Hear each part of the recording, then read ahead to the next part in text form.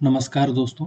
आज हम latent view company के बारे में एनालिसिस करेंगे और इस वीडियो के लास्ट में मैं ये भी बताऊंगा कि इस कंपनी में अप्लाई करना चाहिए कि नहीं करना चाहिए और लिस्टिंग गेन कितना हो सकता है।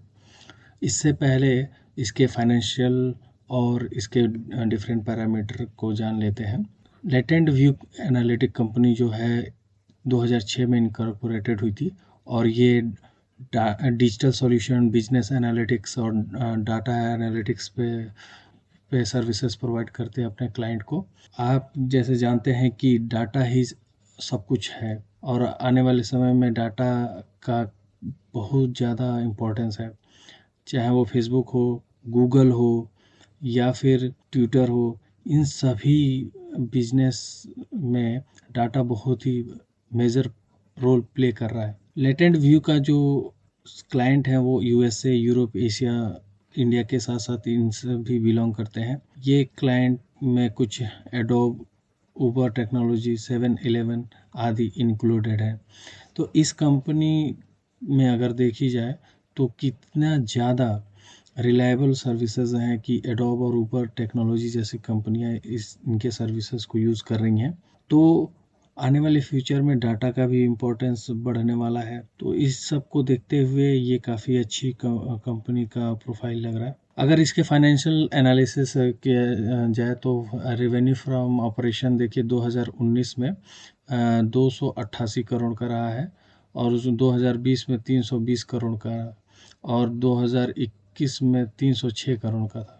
इबिटा देखें तो 2019 में 78 करोड़ का और 2020 में 96 करोड़ का और 21 में 113 करोड़ का।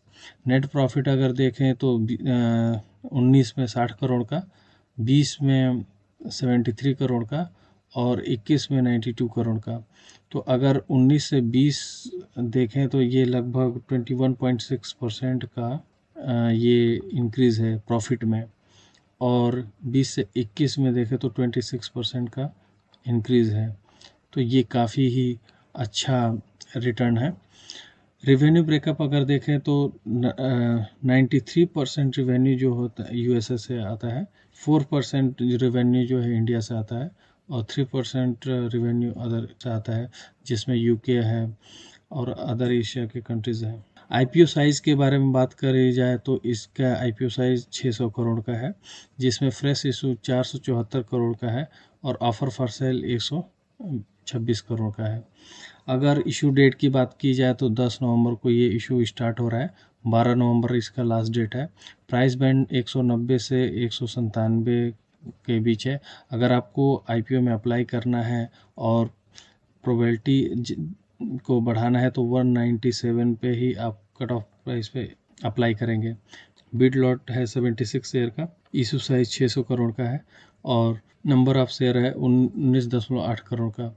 ये जो कंपनी है लेटेंट व्यू, वो डिफरेंट कंपनीज जो टेक्नोलॉजी में वर्क करती है, retail industries, banking, finance institution है, उनको ये कंसल्टेशन सर्विस, डाटा इंजीनियरिंग और बिजनेस एनालिटिक्स, डिजिटल सॉल्यूशन से रिलेटेड सर्विसेज प्रोवाइड कराती हैं और इन सब सर्विसेज के माध्यम से वो उनके बिजनेस को समझते हैं और रोड मैप तैयार करते हैं डाटा के बेसिस पे ताकि वो सही समय पे सही डिसीजन ले पाए।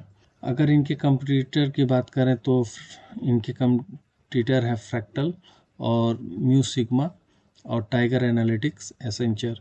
तो ये काफ़ी स्ट्रॉन्ग कंपटीटर हैं इनके।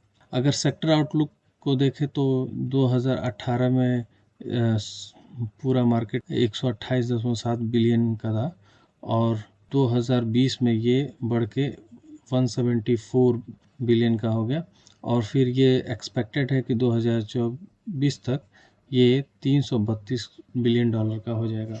अगर ये प्रोमोटर होल्डिंग देखें तो इसके आईपीओ के पहले 79.3% होल्डिंग था और पोस्ट आईपीओ 59.6 हो जाएगा। पब्लिक के पास 20.7% होल्डिंग थी और अब 40.4% हो जाएगा। अगर लेटेंट व्यू कंपनी की स्वॉट एनालिसिस करें तो स्वॉट एनालिसिस में आपको इसके स्ट्रेंथ में ये जो प्रोडक्ट का सर्विसेज है, डाइवर्सिफाइड सर्विसेज ये देते हैं, तो इससे ये काफ़ी इनकी स्ट्रेंथ है। और आने वाले समय में डाटा का डिमांड भी बढ़ने वाला है और उस सेक्टर में काफ़ी तेज़ी से ग्रोथ होने वाला है।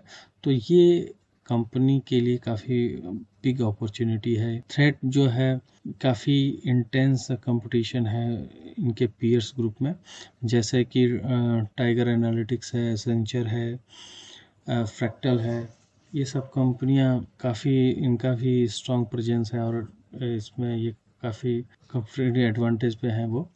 वीकनेस की बात करें तो हाई कंसंट्रेशन रिस्क है, क्योंकि ये यूएसए से काफ़ी ज़्यादा मार्केट रिवेन्यू आती है और यूएसए पे मोस्टली ये कंपनी डिपेंडेंट है। तो ये चीज़ है इसका वीकनेस, कि अगर यूएसए से बिजनेस इनका इम्पैक्ट हुआ तो इनके प्रॉफिट पे भी काफ़ी असर पड़ेगा। अगर मेरे ओपिनियन की बात करेंगे तो मेरा ओपिनियन यस है इस आईपीओ के लिए, और मैं इस आईपीओ को लेके बहुत ही बुलिश हूँ। इसमें कम से कम 90 to 100% रिटर्न लिस्टिंग गेन हो सकता है। तो इस आईपीओ में आप अप्लाई करिए। और इसके टाइमलाइन की अगर बात करें तो ये 10 नवंबर को इशू हो गया है, 12 नवंबर को क्लोज हो जाएगा और 16 नवंबर को अलॉटमेंट फाइनलाइज होगा। और जिनको अलॉटमेंट नहीं मिलेगा उनका रिफ़ंड आ जाएगा 17 तारीख को। अगर जिनको अप्लाई किए हैं, अगर उनको शेयर मिलता है तो उनके डीमैट अकाउंट में 18 तारीख को आएगा और 22 तारीख को ये कंपनी लिस्ट होगी। Thank you so much. Share करें, सपोर्ट करें और सब्सक्राइब करें। Thank you.